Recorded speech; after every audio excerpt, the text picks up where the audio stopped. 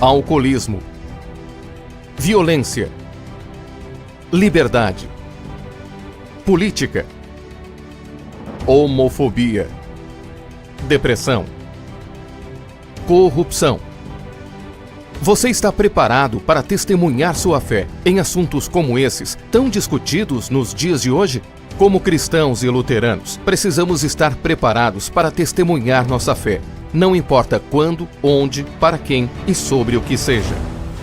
Com artigos, reflexões, estudos contextualizados, testemunhos e notícias da Igreja, o Mensageiro Luterano, há mais de 100 anos, informa, forma, testemunha, registra a história e serve a Igreja, compartilhando com seus leitores a razão da fé e da existência da Igreja Evangélica Luterana do Brasil. Assine o Mensageiro Luterano e seja você também um mensageiro do amor de Deus para todas as pessoas. Mensageiro Luterano. Desde 1917, compartilhe a palavra que permanece para sempre. Disponível nas versões impressa e digital. Acesse www.mensageiroluterano.com.br.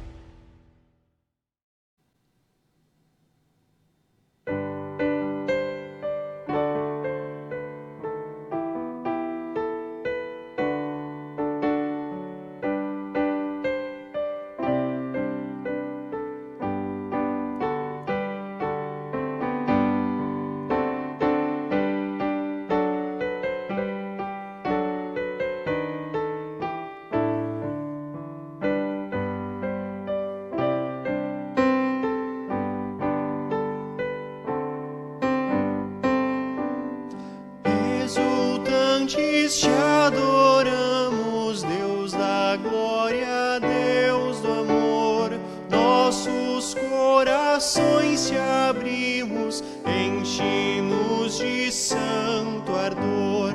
Vem, dissipa as nuvens frias, a tristeza, noite atroz. Doador das alegrias, o teu brilho em nós. Tuas obras anunciam teu imenso resplendor. Céus e terra, estrelas e anjos cantam hinos de louvor. Vales, montes e campinas, lindos prados, verde mar. Aves, frontes cristalinas, vem conosco te adorar. Ó cristãos, entoai os hinos que o universo quer cantar. De Jesus o amor divino faz-nos mais e mais amar. Jubilantes celebremos seu triunfo sobre o mal. Vinde alegres, exaltemos sua glória celestial.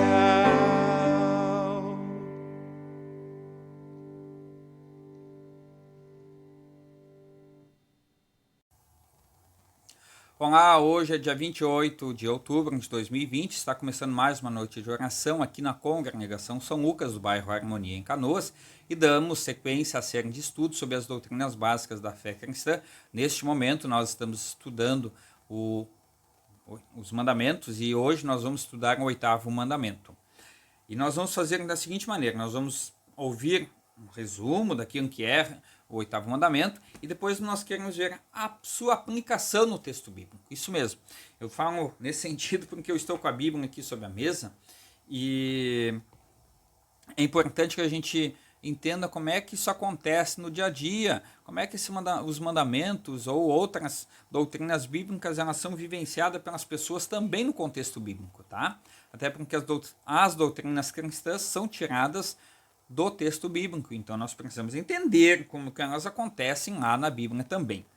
E nós, então, nesse primeiro momento, vamos contar com a participação, novamente, do pastor Valdir Hoffmann, ele que fará a explanação sobre o 8º mandamento, explicando a sua essência, e depois nós vamos ver como que o texto acontece, ou melhor, como este mandamento é aplicado na vida real, também no texto bíblico. E vai ajudar bastante a cada um de nós. Pastor Valdir, a palavra é contigo aí, tá bom? Olá, o meu nome é Valdir, eu sou pastor da Igreja Evangélica Luterana do Brasil e eu estou me propondo neste vídeo a trazer uma reflexão a respeito do 8º mandamento. O 8º mandamento diz assim: não dirás falso testemunho contra o teu próximo. Significa que nós devemos temer e amar a Deus e, portanto, não mentir com falsidade, trair, caluniar ou difamar o próximo, mas devemos desculpá-lo, falar bem dele e interpretar tudo da melhor maneira. Portanto, este 8º mandamento quer proteger a imagem de alguém, quer proteger o bom nome de alguém. Então, como é que nós podemos proteger o bom nome de alguém? Primeiro, não mentir com falsidade. A mentira, diz o ditado, tem perna curta. Quando nós estamos mentindo a respeito de alguém, levantando uma questão falsa a respeito de alguém, divulgando uma questão que não é verdadeira, que nós estamos então mentindo, nós estamos infringindo contra o 8º mandamento. E diz João 8,44 que o diabo é o pai da mentira. Portanto, não podemos mentir com falsidade. Também não podemos trair a confiança de alguém. Imagine, alguém passa uma informação para você, alguém lhe fala a respeito de algum assunto e você não guarda segredo, você não guarda isso consigo, você leva adiante. Então você traiu a confiança dessa pessoa e dessa forma, então você expôs o nome dessa pessoa para os outros. Também nós não podemos, neste mandamento, caluniar ou difamar, tirar a boa fama, falar mal de alguém ou fazer fofoca a respeito de alguém. É coisa mais chata quando num ambiente de família tem a fofoca, tem a calúnia, tem a difamação. É coisa mais chata quando na escola, na igreja ou em qualquer lugar onde você esteja, tem alguém falando mal de você ou você mesmo esteja falando mal de alguém. Fica um mal-estar muito grande. Portanto, a fofoca, ela é um mal muito grande dentro da sociedade e é capaz de fazer um estrago muito grande, porque com a fofoca nós estamos usando muito mal a nossa língua, não em favor das pessoas, mas contra as pessoas e contra o bom nome de alguém. Então, a fofoca, ela não tem espaço nesse 8º mandamento que diz não levantar falso testemunho contra o teu próximo. Mas então o que nós devemos fazer? Devemos considerar essa pessoa, devemos levar em conta o que ela está dizendo, levar em conta o que é que está acontecendo, devemos desculpar as pessoas, devemos perdoar as pessoas, devemos interpretar tudo da melhor maneira, porque às vezes acontece que alguém está numa situação difícil na sua vida e acaba então falando um monte de coisa sem necessidade. Então nós temos que interpretar o momento, o contexto no qual aquela pessoa está vivendo naquele momento. Isso significa, então, interpretar tudo da melhor maneira. Aí você vai me dizer, tá, mas eu não tenho nada legal para falar de alguém, não tenho nada de bom para falar de alguém. Bom, neste caso, diz um ditado também assim: se você não tem algo bom para falar de alguém, então cale-se. Cale-se. Portanto, o 8º mandamento, não dirás falso testemunho contra o teu próximo. Isso significa que nós não podemos mentir com falsidade, nem trair, nem caluniar e nem difamar o próximo, mas devemos desculpá-lo, falar bem dele e interpretar tudo da melhor maneira. Assim nós vamos estar garantindo que o bom nome dessa pessoa continue na sua vida. Espero ter contribuído com você a partir deste mandamento. Se você gostou, compartilhe com seus amigos. É sempre uma forma, então, que nós temos para poder divulgar uma doutrina sadia e cristã, bíblica e teológica para os nossos amigos. Que Deus abençoe a sua vida particular, que Deus abençoe a sua família e que jamais passe na sua mente fazer qualquer coisa que venha a levantar um falso testemunho contra alguém. Esse é o nosso desejo para você e também é o desejo de Deus e uma ordem de Deus para cada um de nós. Que Deus te abençoe. Muito obrigado, pastor Valdir. Valeu demais a sua participação. Valeu mesmo. E agora nós vamos fazer a leitura do texto de 1 Reis, capítulo 21, que fala sobre a plantação de uvas de Nabote. Aí você vai dizer, mas pastor, esse texto nós já ouvimos na semana passada. Sim, nós ouvimos semana passada. E eu quero dar essa ênfase nesse texto, porque aqui é nítido que vários mandamentos eles são descumpridos na perspectiva daquilo que acontece com mais visibilidade, né? Em que existe a difamação, o roubo, existe a cobiça e uma série de coisas, tá? Então nós vamos até o final dos mandamentos, nós vamos estudar sempre esse texto e analisar na ótica daquele mandamento que está sendo estudado. A ideia é nós percebermos que quando um mandamento é cumprido, vários outros estão juntos. E quando um é rejeitado, vários outros também são quebrados, tá? Então vamos ler? Eu vou ler na Bíblia a Nova Tradução da Linguagem de hoje, e você é convidado a ler na versão que você tiver aí em suas mãos. Pode ser na Bíblia impressa ou no modo digital. O importante é que nós tenhamos contato com a palavra de Deus. O texto diz assim: Depois disso aconteceu o seguinte: Acabe, rei de Samaria, tinha um palácio em Jezreel.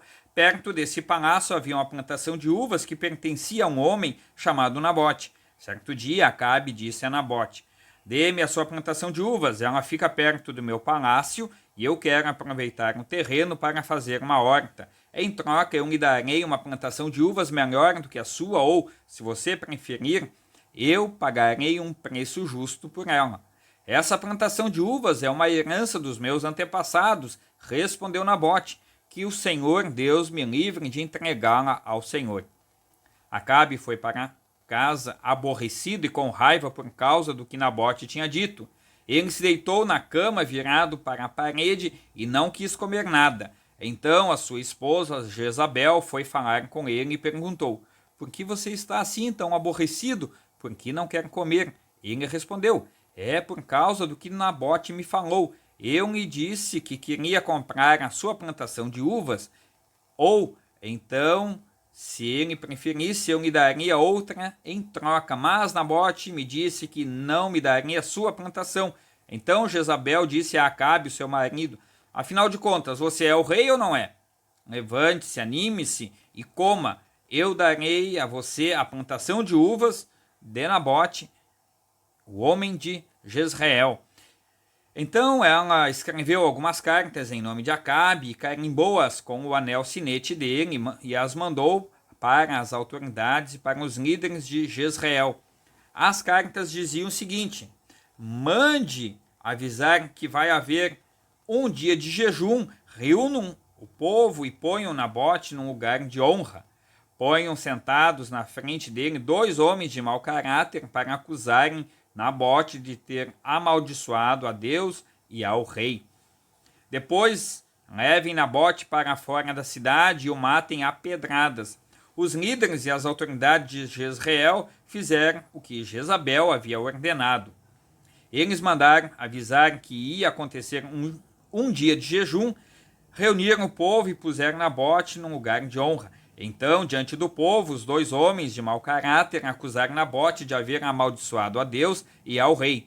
E assim ele foi levado para fora da cidade e morto a pedradas. Depois mandaram dizer a Jezabel: Nabote foi morto a pedradas. Logo que Jezabel recebeu o recado, disse a Acabe: Nabote morreu, agora vá e tome posse da plantação de uvas que ele não quis vender a você.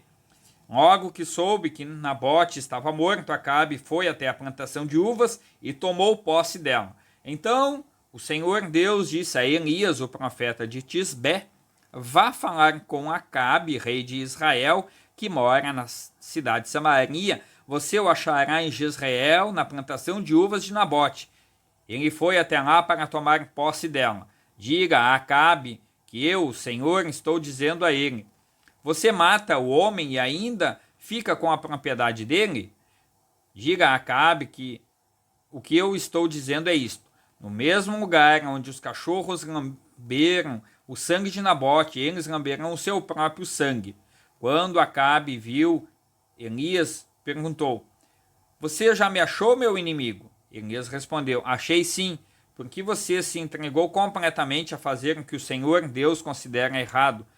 Por isso ele lhe diz: Eu vou fazer com que a desgraça caia sobre você, vou acabar com você e vou me livrar de todos os homens da sua família, tanto os jovens como os velhos. Vou fazer com a sua família o mesmo que fiz com a família de Jeroboão, filho de Nebate, e com a família de Baasa, filho de Aías. Pois você levou o povo de Israel a pecar, e isso me provocou e me fez ficar irado. Elias continuou: E quanto a Jezabel, o Senhor Deus diz que os cachorros comerão o seu corpo na cidade de Jezreel. Os parentes dela que morrerem na cidade serão comidos pelos cachorros, e os que morrerem no campo serão comidos pelos urubus. Não houve ninguém que tivesse se entregado tão completamente a fazer coisas erradas que não agradam ao Senhor, como fez Acabe, e tudo ele fez por sugestão da sua esposa Jezabel. Acabe cometeu pecados mais vergonhosos, adorando ídolos, como haviam feito os amorreus, o povo que o Senhor havia expulsado do país, conforme o povo de Israel tinha ido avançando. Quando Elias acabou de falar, Acabe rasgou as suas roupas, jogou-as longe e vestiu uma roupa de pano grosseiro. Ele não comia nada, dormia em cima de panos grosseiros e andava triste e abatido. Então o Senhor Deus disse ao profeta Elias: Você viu como Acabe tem se humilhado diante de mim? Já que ele está fazendo isso, não será durante a vida dele que vou trazer a desgraça que prometi. Será durante a vida do filho dele que eu vou fazer cair a desgraça sobre a família de Acabe. Até aqui então a leitura, e é interessante nós observarmos, agora fazendo os comentários, que Acabe realmente ele faz questão de ofender a Deus, faz questão de mostrar que tanto faz as leis de Israel que Deus tinha dado para Moisés, para o povo, aquilo não tinha importância. Diz o texto, né, que Acabe se entregou a fazer tudo que era nojento, renegado, rejeitado pelo próprio Deus. E é muito triste ver quando alguém rejeita a palavra de Deus, age com falsidade, mente com falsidade. E de maneira especial a gente pode observar aqui, e aí com ênfase no 8º mandamento, né, como o 8º mandamento ele foi rejeitado por Acabe. Acabe e Jezabel, né, fizeram questão de desconsiderar a lei de Deus para o seu povo. Fez questão de pecar contra o 8º mandamento. Jezabel, a gente leu ali no texto, né, ela providenciou pessoas para falarem mal, e a lei de Moisés dizia que era preciso ter que a acusação fosse confirmada por mais de uma pessoa. Então, essas pessoas, foi tudo muito bem arquitetado para que aparentemente se justificasse as acusações falsas contra Nabote, como se ele tivesse realmente ofendido a Deus, blasfemado contra Deus e também contra o rei. Mas por quê? Tudo isso tem a ver com ganância, cobiça, o desejo insaciável de ter aquilo que não é seu. Isso também serve para nós. O que nós temos feito de cobiça? E para isso a gente tem usado de situações, artifícios que nos levam a pecar. E aqui a ênfase, de maneira especial, quero destacar o falar mal, denegrir a imagem de alguém. Jezabel contratou pessoas para que Nabote fosse acusado, como se ele tivesse dito alguma coisa. E hoje em dia, a gente também tem o hábito, né? Falar mal dos outros, falamos mal dos nossos representantes públicos, nós ofendemos, nós somos negligentes com relação à própria palavra de Deus, que nos instiga que a gente ore e interprete tudo da melhor maneira. Nós falamos mal dos nossos amigos, nossos vizinhos, falamos mal do pastor, falamos mal dos nossos irmãos da igreja. Isso aqui na congregação São Lucas também tem, infelizmente. A questão é, a partir de hoje, já que eu revi esse mandamento, e o 8º mandamento diz assim: não dirás falso testemunho. De novo, Não dirás falso testemunho. Repita comigo. Não dirás falso testemunho. Como é que é mesmo? Não dirás falso testemunho. Eu sabia que você ia lembrar. É bem pequena a frase, mas tem muita coisa importante que acontece com relação ao 8º mandamento, que Deus nos deu esse mandamento porque Ele quer preservar a minha, a tua, a nossa integridade física, moral e ética na sociedade. Deus quer preservar o teu nome, para que ninguém use o teu nome para blasfemar, para falar mal, e assim desprezar a própria criação de Deus. Afinal de contas, nós somos criaturas únicas aos olhos de Deus. Vejamos. E aí, Acabe vai e toma posse, rouba a plantação de uvas de Nabote. E é interessante dizer que Nabote não peca contra o 8º mandamento. Isso mesmo. Ele dá testemunho daquilo que ele sabia da lei de Moisés, que dizia que não poderia entregar uma herança de família para alguém que não era da sua família. Ele tinha que preservar essa herança. Ele tinha que lutar para que essa herança fosse mantida em família, para que a família não fosse desprovida dessas propriedades. E mesmo que Acabe fizesse uma oferta, olhando assim, aparentemente tudo normal. Mas a lei de Moisés era clara, não se desfaça das propriedades que você recebeu como herança. Pastor, mas o fulano até talvez ia ganhar uma propriedade maior, melhor. Mas a lei dizia assim, não se desfaça, é uma herança. Então zele, alguém suou, alguém trabalhou para que essa herança chegasse até você. Então cuide dela. Isso também serve para nós hoje, né? Uma das coisas, um exemplo, uma herança de família, né? Qual que é a maior herança que você quer deixar para os seus filhos? Trazendo essa conversa agora mais para o âmbito do nosso convívio, né? Algumas pessoas estão preocupadas em deixar bens, mas eu sempre digo assim, deixe condições para os seus filhos crescerem sozinhos.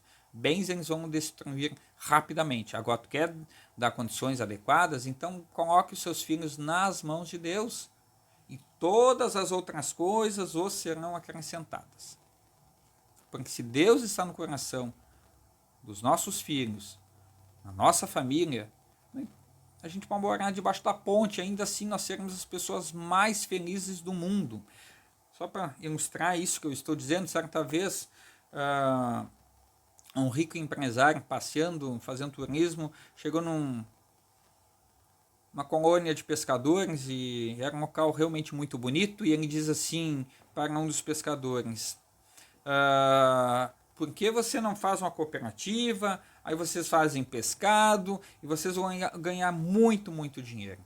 E o pescador, com seu barquinho, sua canoinha na beira do mar, ele diz, não preciso, eu tenho peixe o suficiente para alimentar minha família. Mas aí você teria condições de ter um bom carro, um grande barco, e por aí foi. E ele disse, mas eu não preciso disso. Para que eu vou querer isso? Mas para que você possa juntar bastante dinheiro. Mas para que juntar bastante dinheiro? Se eu já sou feliz assim. E foi indo até que ele perguntou, mas para que tudo isso? Para que depois você possa comprar um sítio e descansar e ser feliz. E aí o pescador olha e diz, mas você não está vendo que tudo isso que eu tenho já me faz feliz e para mim é o suficiente? Para que eu vou destruir a natureza, vou destruir tudo e talvez vou magoar muitas pessoas com isso, sendo que eu já tenho o necessário para viver? Se a gente olhar também nessa perspectiva, dessa pequena ilustração, nessa história no texto, isso também nos faz pensar com relação à vinha de Nabote. Nabote estava feliz com a sua herança. Não diz que tamanho era a plantação, se era realmente muito produtiva e tudo mais, mas ele estava feliz porque era algo que ele tinha recebido, reconhecendo a graça e o presente de Deus na vida dele. Mas Acabe não se contentou e quis a todo custo, e aí a sua esposa diabolicamente arquiteta um plano para parecer tudo natural e normal. Afinal de contas, não foi Acabe estava no palácio, enfim, mas pessoas da comunidade haviam executado Nabote. Mas Deus conhece as pretensões. Assim é, se você mente uma vez, você vai ter que mentir sempre. E a mentira não tem chance. Ela tem pernas curtas. E quem mente é filho do diabo. E Deus não quer isso. Ele quer que nós sejamos seus filhos. E é para isso que Ele nos criou e nos mantém. Que Deus abençoe. E agora, então, vamos falar com Deus em oração. Tá bom? Deixe-me ver se tem algum pedido aqui. Muito bem. Vamos falar com Deus. Ninguém enviou nenhum pedido, né? Mas queremos orar pedindo que Deus nos conduza o nosso país, a nossa igreja e também as nossas decisões de todos nós. Onipotente Deus, Pai Todo-Poderoso, nós te louvamos e te agradecemos.